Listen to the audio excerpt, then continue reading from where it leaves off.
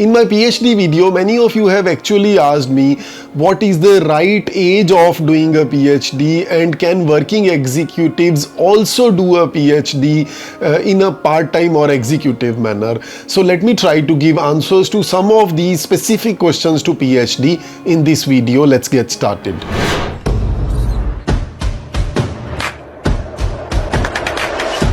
First things first, you really need to understand that there is no right age to do a PhD. It's about a research acumen and you trying to leave the corporate forever and entering the academic life.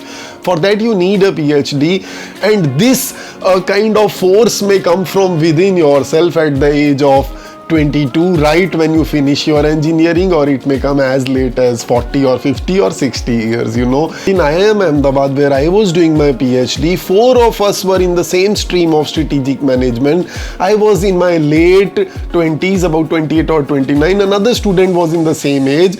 Another student was of the age of around late 30s, I think 38, 39, 40. And another student was in the age of late 40s. I believe he was like 47, 48, 49. So we were 28, 38 and 48 in the same class, in the same batch, doing the same stuff. And I say this so proudly that we are all happy professors at 4 different prestigious universities, and one of us is actually in a university abroad.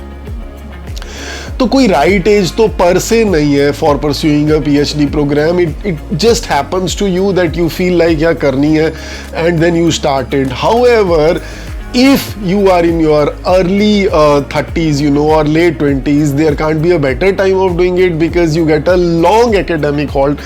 But so many times people come to me at 40 and say, am I too late? Is it extremely late to start doing a PhD?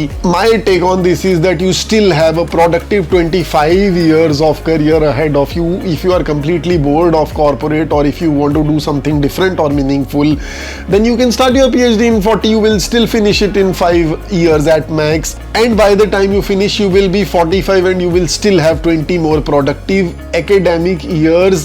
So even in 40s I don't think it's too late if you want to give a new shape to your remaining 25 years career.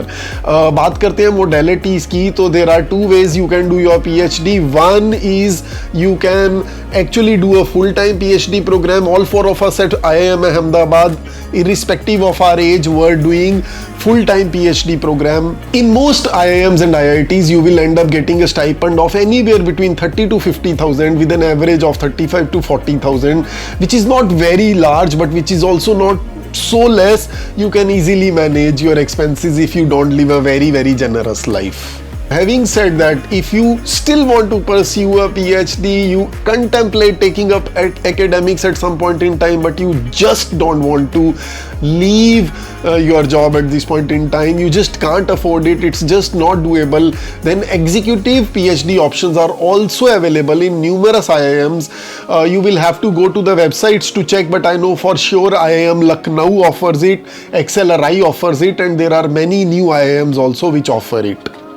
What's the catch here? You will definitely not get a stipend for doing a PhD here. You will have to pay a fees, but at the end of the day you end up doing a PhD program which will be your entry ticket to an academic career later without having to leave your job.